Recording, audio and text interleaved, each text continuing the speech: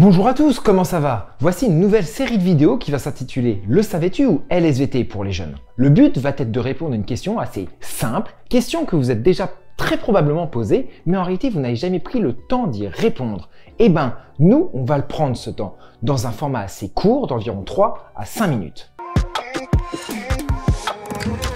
Et le premier épisode va être sur le corpuscule de Barr. Alors ne vous inquiétez pas, je sais que l'ensemble de ces mots a l'air d'être compliqué, avec beaucoup de mots durs, mais en réalité c'est très simple, ne vous inquiétez pas.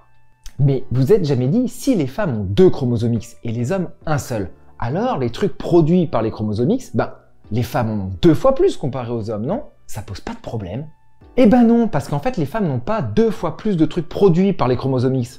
Oh, retournement de situation digne d'un meilleur Shyamalan, mais ne vous inquiétez pas, vous allez voir. En réalité, chez les femmes, l'un des 2 chromosomes X est inactivé. Et ce phénomène-là s'appelle le corpuscule de Barr. Ça a été découvert par Narmontiel.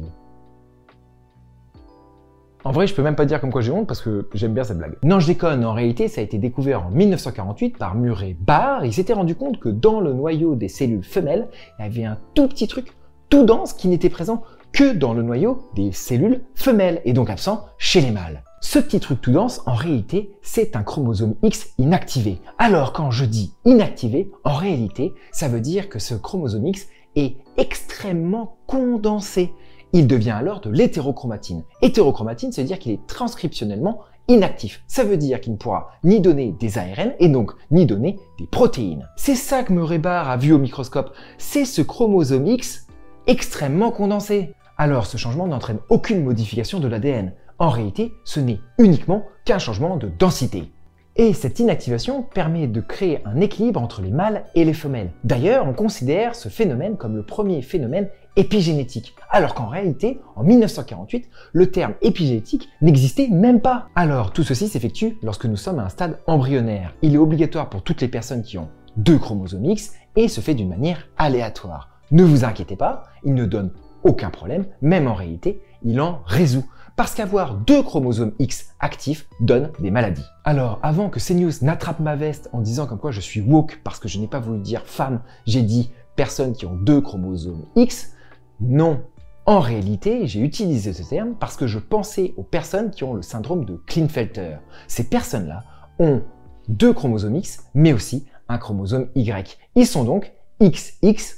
Et dans ce cas-là, ils ont effectivement un corpuscule de Barr. Et pour finir, vous avez déjà vu ce phénomène en réalité chez les chats, mais juste vous connaissiez pas le nom. Vous savez, les chats calico, ceux qui ont plusieurs couleurs, ces chats-là, ce sont forcément des femelles.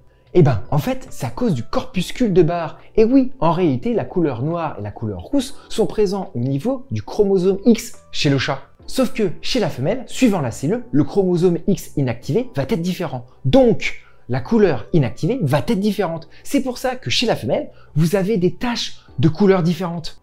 Alors, j'espère que vous avez apprécié ce format, mais aussi que vous avez appris des choses. Si vous pouviez mettre un petit pouce et vous abonner, ça serait super sympa.